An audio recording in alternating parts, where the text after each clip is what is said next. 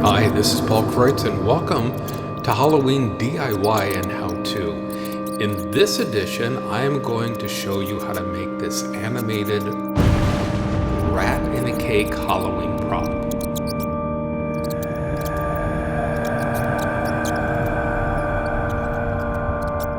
How is it done? Well, I'm going to show you how, so let's get started. Here are some of the items that you are going to need to create this prop.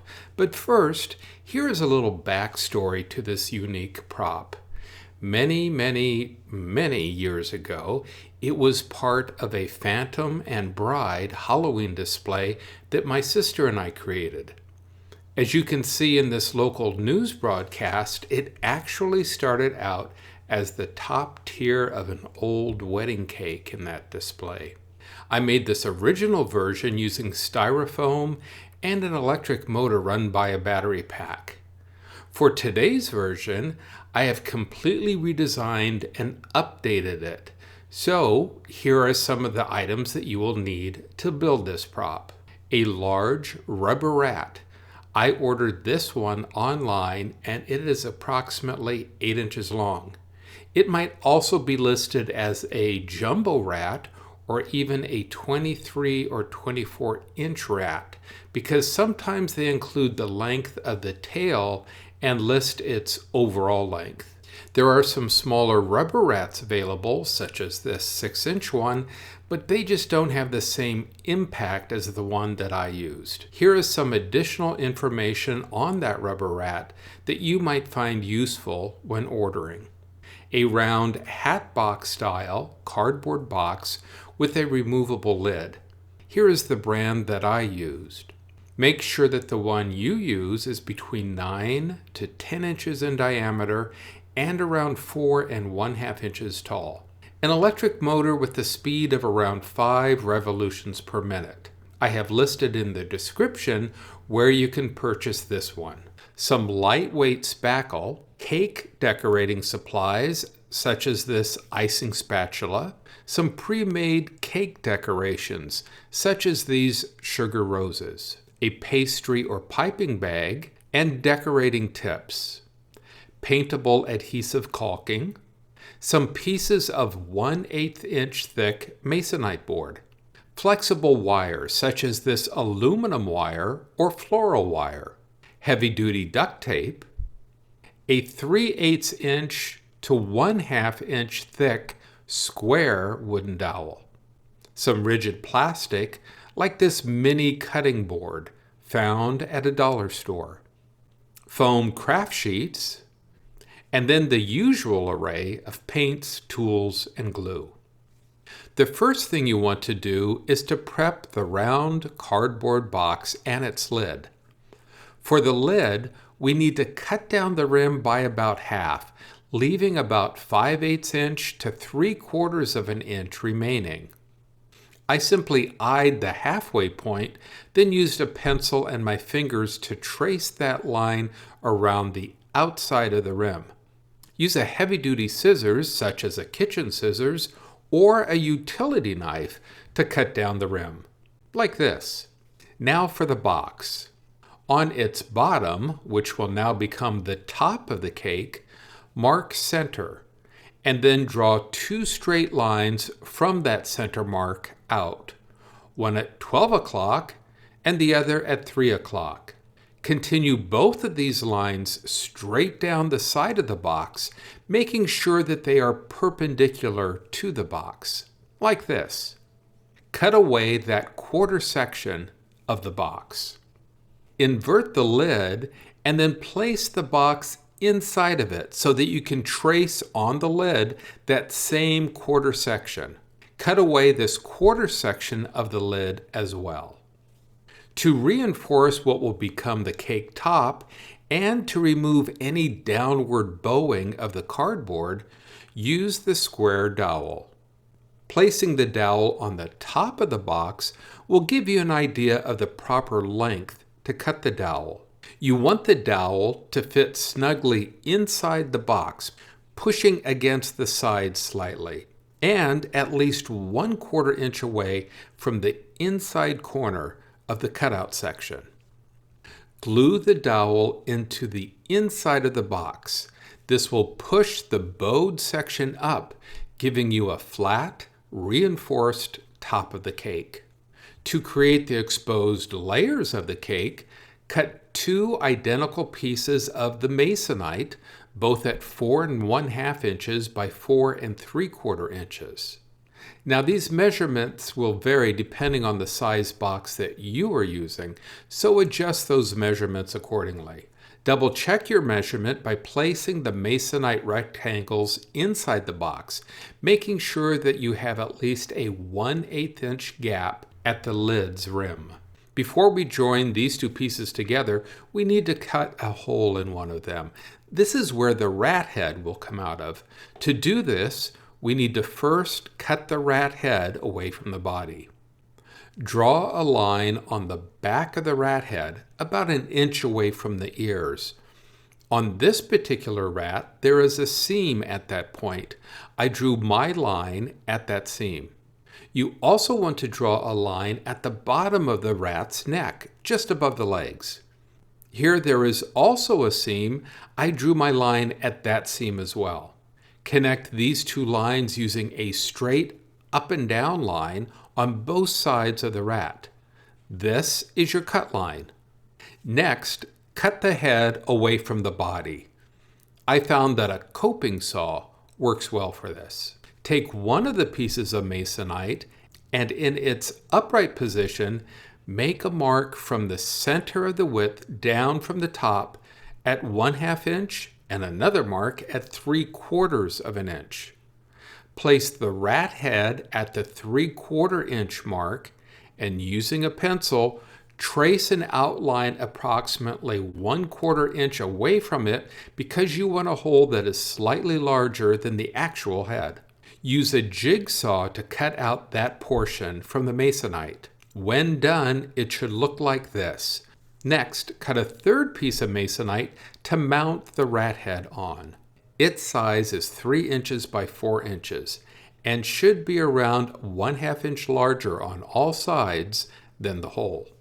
Line the top of the 2 pieces together, smaller piece behind larger piece, rough sides on both facing out. Place the head inside the hole and onto the smaller piece of masonite and mark its outline.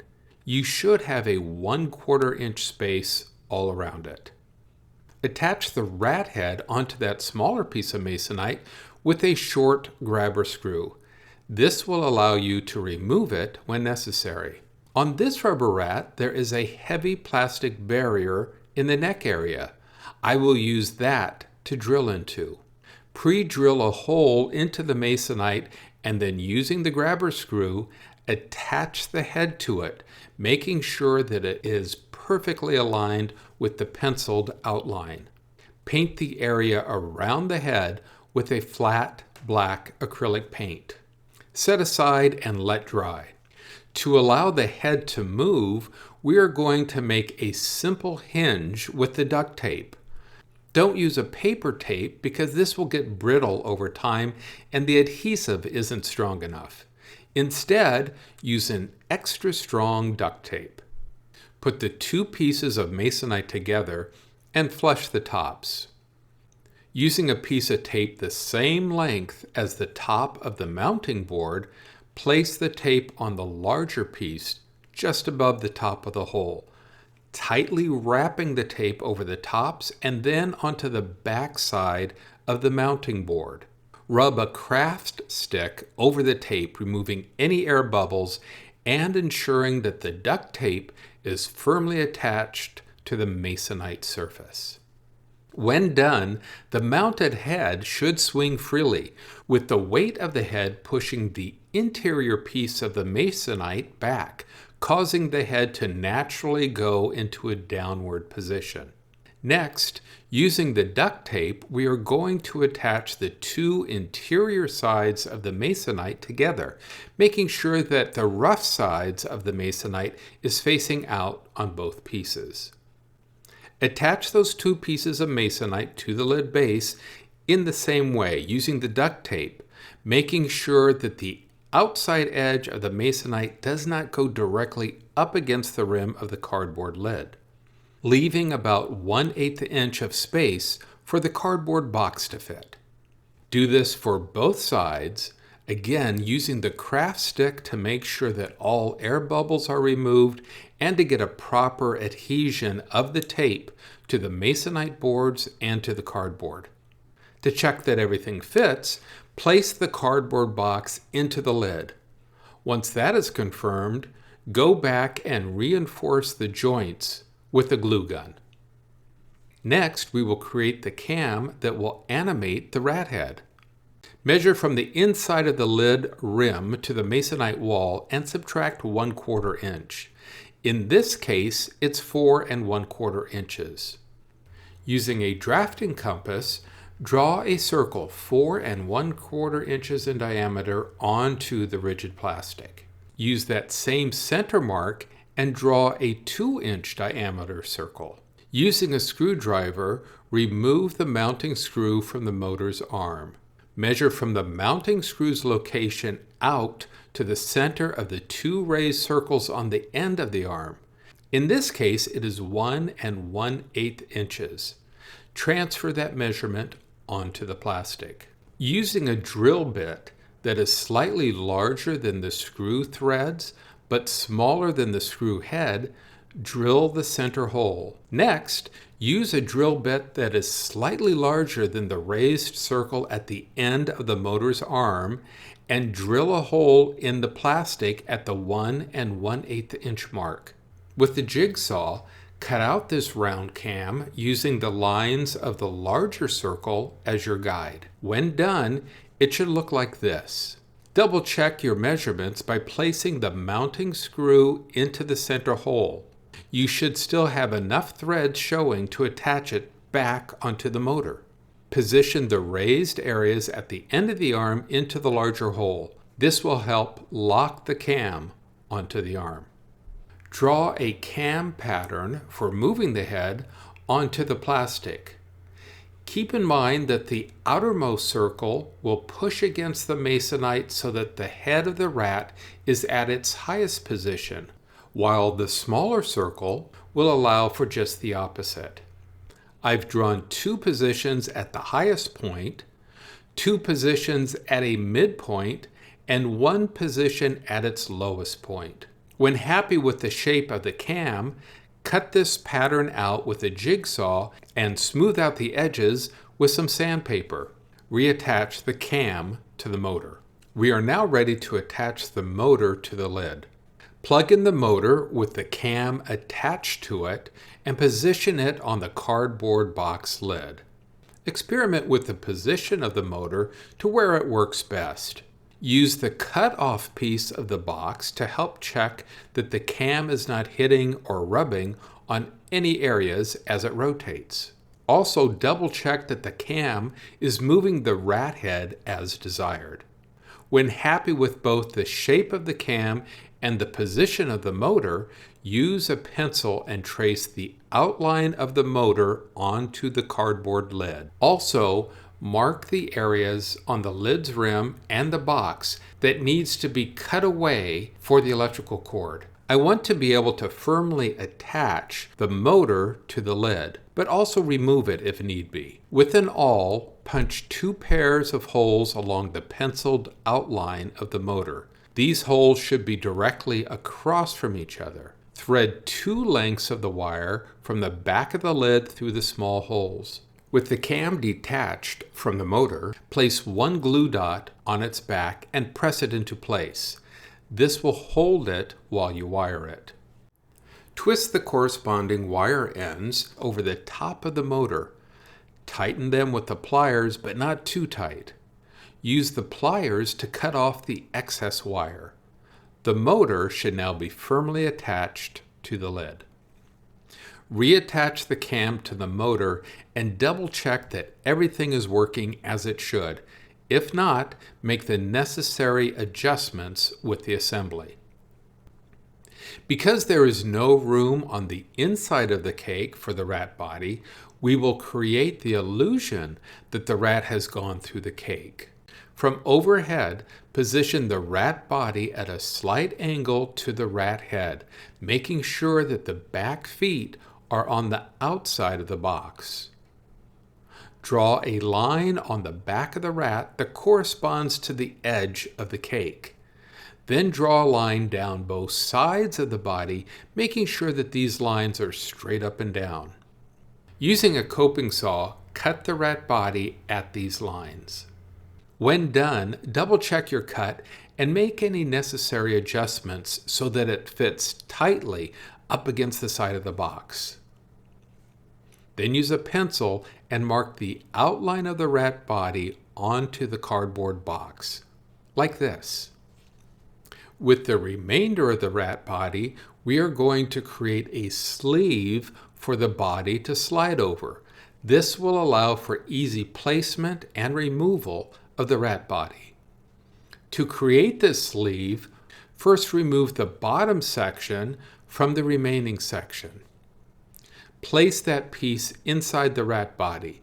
It should sit at an angle because of the downward slope of the back portion of the body.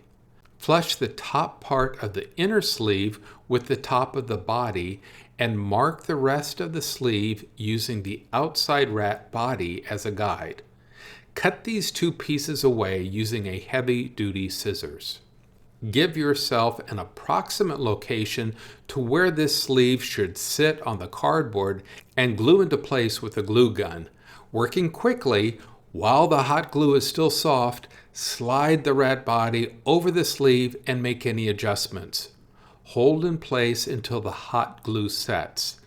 Then, add some more glue to the interior of the sleeve to achieve a strong bond between the sleeve and the cardboard. When done, the rat body should slide easily over the sleeve, holding the body into place.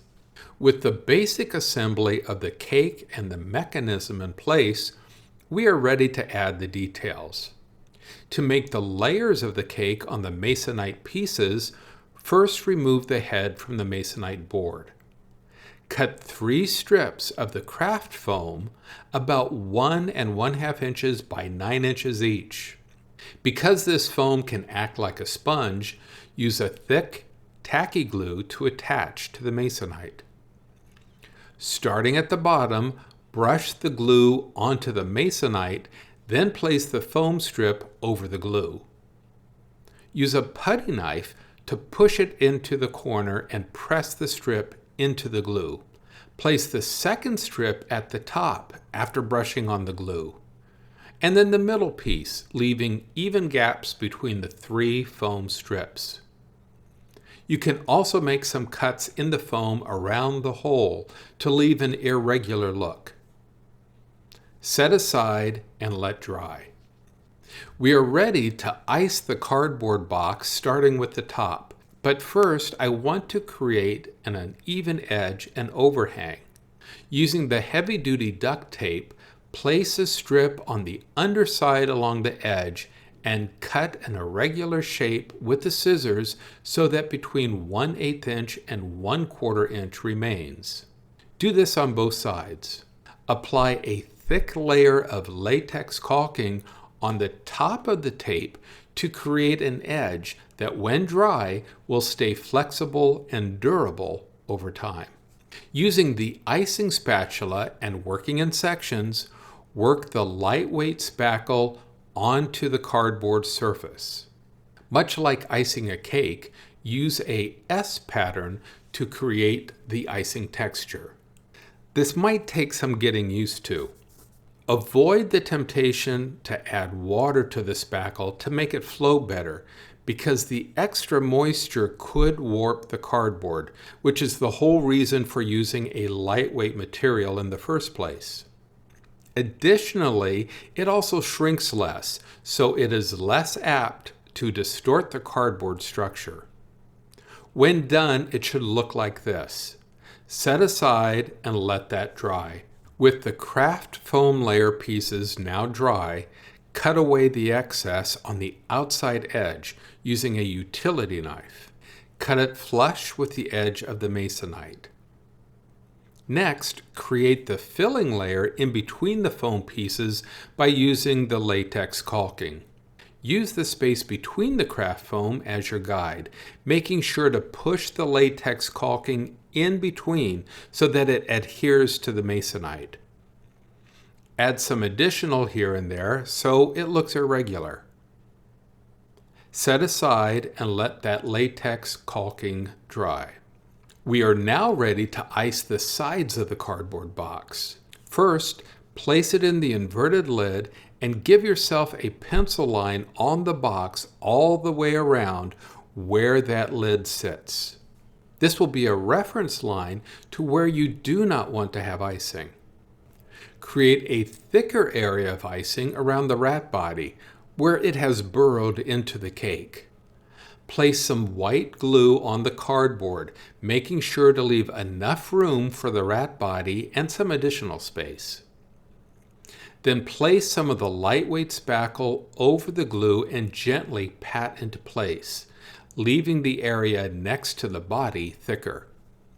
Place the rat body over the sleeve and make sure that you have at least a 1/4 inch gap between the lightweight spackle and the rat body. Remove the rat body. Repeat the same procedure with the tape and the caulking to the side edges as with the top edges. Ice the sides of the cake, working in sections, just as you did to the top.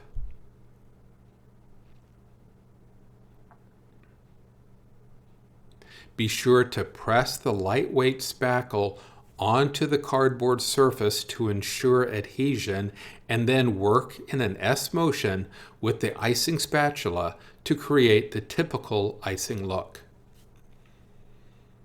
When done with the icing sides, use a putty knife to remove any of the spackle that is below your pencil line.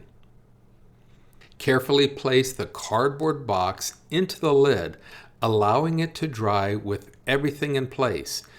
This will help to ensure that as it dries, the cardboard does not warp. Once the spackle is dry, we can add the additional icing decorations.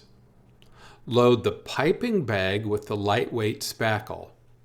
With the decorative tip of your choice, add piping to the lid rim. I found it helpful to place the cake on a Lazy Susan, and because there is not a lot of surface area for this piping to adhere to, I first brushed some of the thick, tacky glue onto the rim.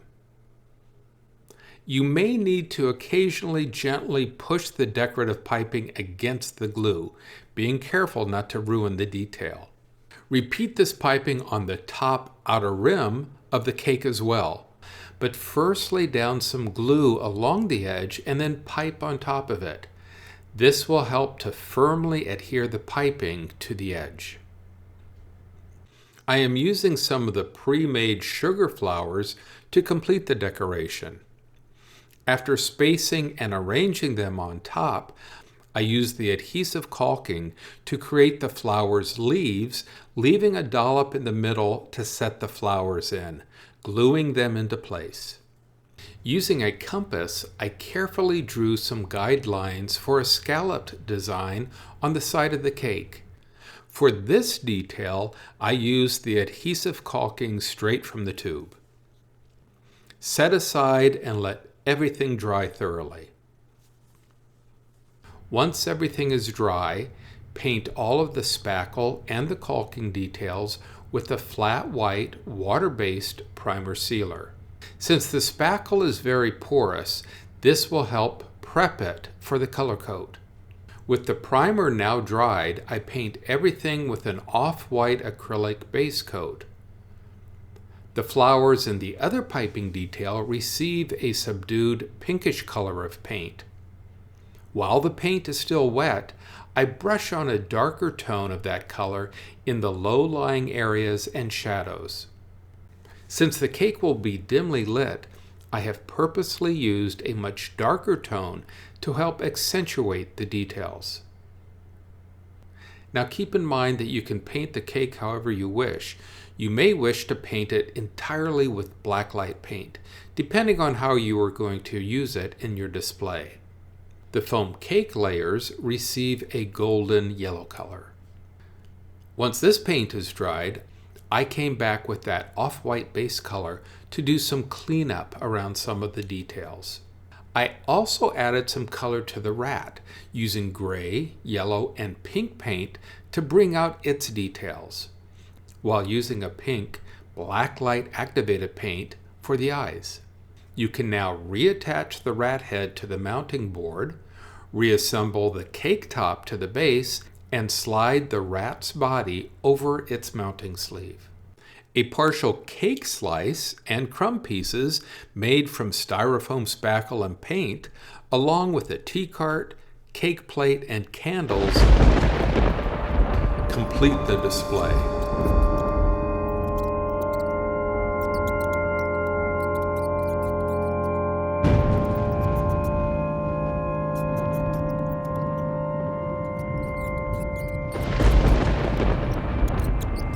The animated rat in a cake prop is now ready to be part of your Halloween party decorations or spooky haunt.